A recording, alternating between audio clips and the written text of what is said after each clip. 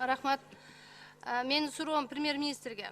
Былтыр өкмөт менен Жогорку кеңештин курамында бир комиссия түзүлгөн. Жогорку кеңештин ошо информациянын угун негизинде мына бүгүнкү комиссия түзүлгөн. Өкмөттөн дагы силер ошо өзүңөрдүн комиссиянын иштеген негизинде сиздер токтом кабыл алдыңар беле? Жооп бериңиз.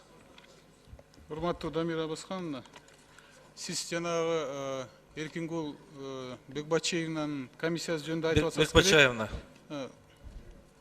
Урматтуу Иманкожоева, депутат Иманкожоевич айтып атсаңыз керек. Бул жөнүндө сиздер токтом кабыл алгансыздар. Ошо токтомдун негизинде Ал Азимович атайын жыйын өткүзгөн. Ошо жыйындын негизинде тапшырма берилген.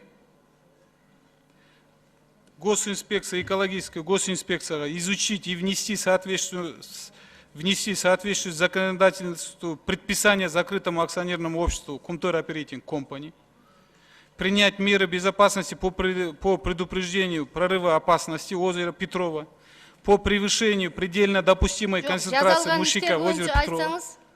Ошонун негизинде жаңы мынакей Артыкбаев айтып кетпеди. Азыр изилдөө иштери жүрүп атат. Жанагы хвостохранилищаны айтып атпайбы, жана 1,5 метр, 2 метрге клёнка төшөлгөн, калганы төшөлгөн эмес. Эми 100